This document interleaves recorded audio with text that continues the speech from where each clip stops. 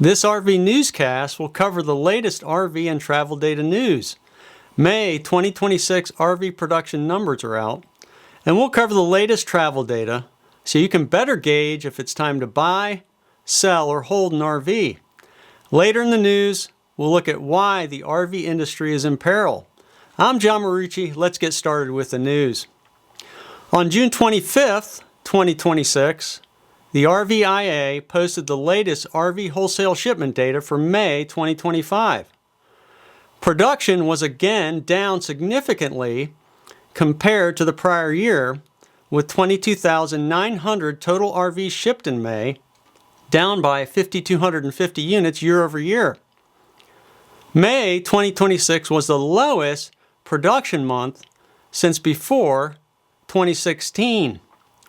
Looking at the May-only bar charts, we can see that May 2026 is the lowest over the past 10 years.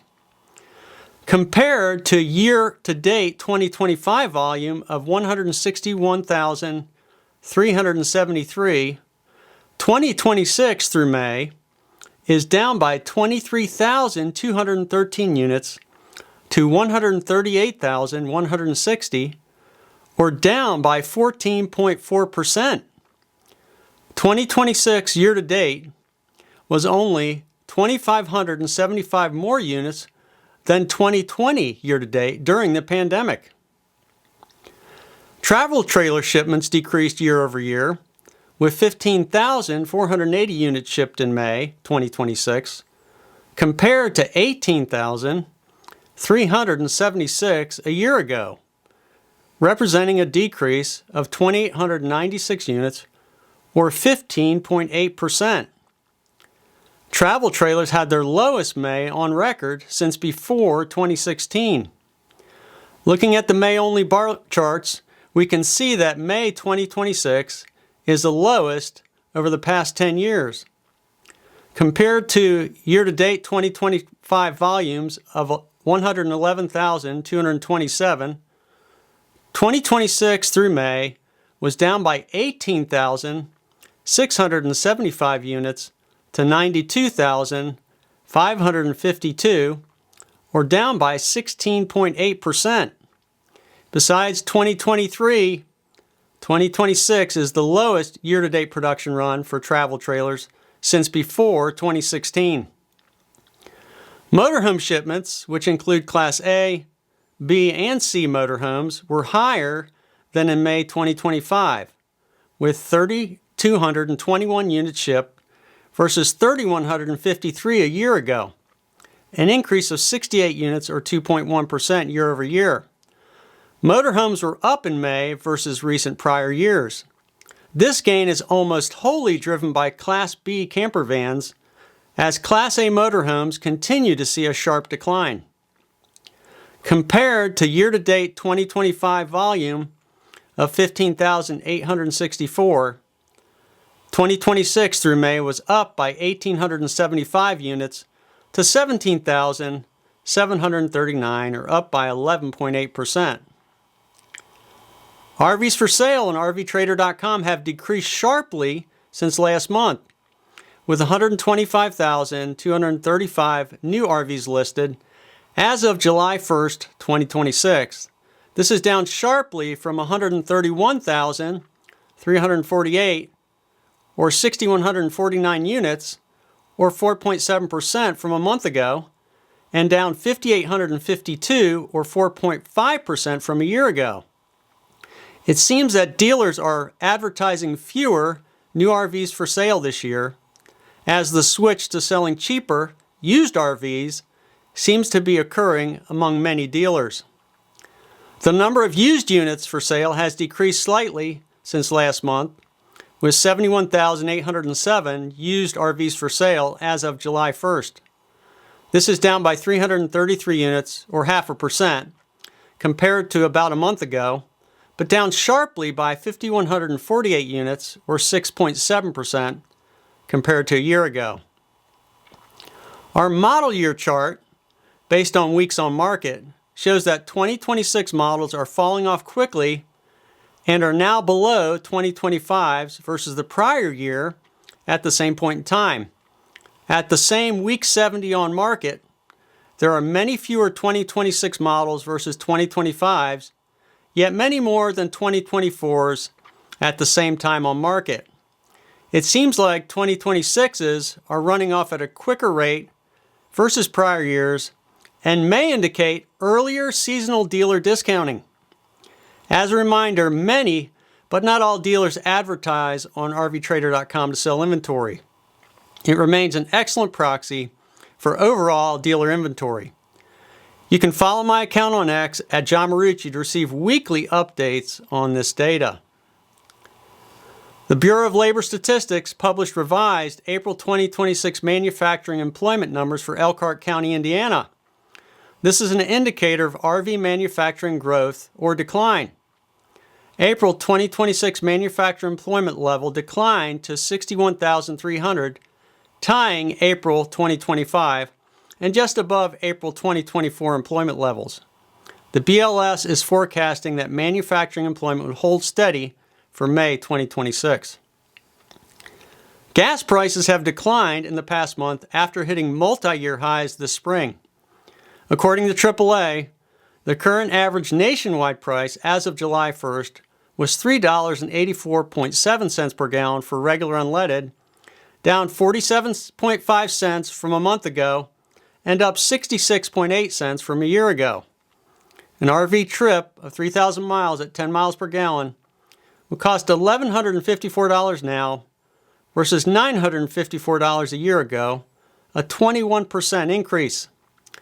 Diesel prices have decreased over the past month and currently stand at $4.84 per gallon, down 60.5 cents versus a month ago, and up $1.14 from a year ago. A similar 3,000-mile trip, getting 12 miles per gallon, would cost $1,211 now, compared to $924 a year ago, representing a 31% increase.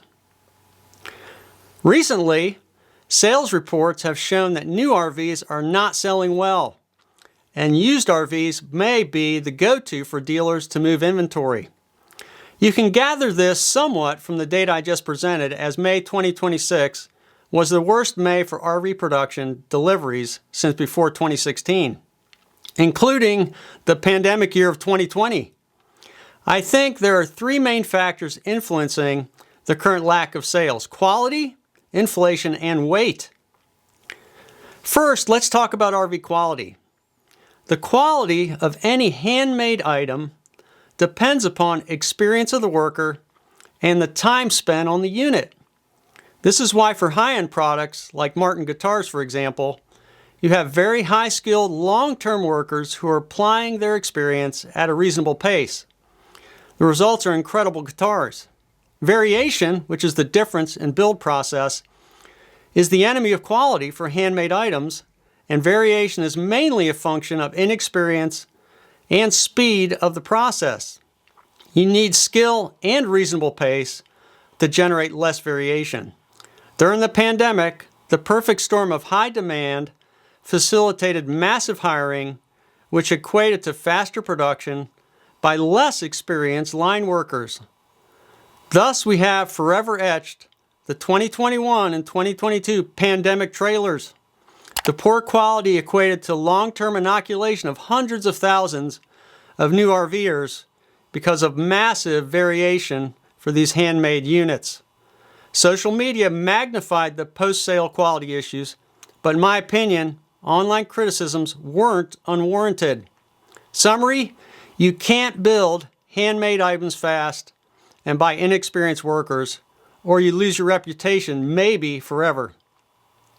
Next, let's talk about pricing and inflation. Inflation occurs when too much money chases too few goods. Why are RVs so expensive now versus pre-pandemic? Pandemic demand certainly helped change pricing, and government injection of funds into the economy also factored in. Remember the series of $1,200 government direct payments during and after the pandemic? The money multiplier enabled increasing demand and then shortages. Part shortages increased the wait times for RVs and added to the input prices for building RVs. At some point, with prices increasing rapidly, the consumer's reference point, which is what they think something should cost, got out of whack with new pricing. In essence, higher inflation rates fast forward pricing perceptions, sometimes by many years. This is why things seem too expensive now, and RVs are a good example of this. Couple this higher pricing with quality issues, and the all-important value exchange changes. Summary: people won't buy something they don't think is a good value exchange. With inflationary pricing, new RVs with a perception of poor quality now generally fall into that category. Finally, let's consider weight gain for travel trailers. New trailers seem to have become heavier. I have occasionally shopped for a new travel trailer during the past few years, and I always seem to trip up on tongue weight for newer RVs. My 2017 Toyota Tundra has been stellar for a half-ton truck, and it can squeeze through a Chick-fil-A drive-thru, but it isn't great on payload. It handles my 2020 Keystone Bullet well, even with curtailed payload on the truck, but it won't manage the tongue weight of many newer travel trailers. Here are the 7 lightest Grand Design travel trailers. Notice the lightest tongue weight of them all is 672 pounds, with the trailer unloaded. My Keystone is 2 foot longer and nearly 100 pounds lighter in tongue weight, and I am right at the border for payload of my Tundra. So none of these Grand Design travel trailers would work without a truck upgrade, which I have no plans to do. That new trailer gets much more expensive when you have to upgrade trucks as part of the purchase. Summary: many people don't want to have to buy a new tow vehicle to buy a new travel trailer. So weight really does matter.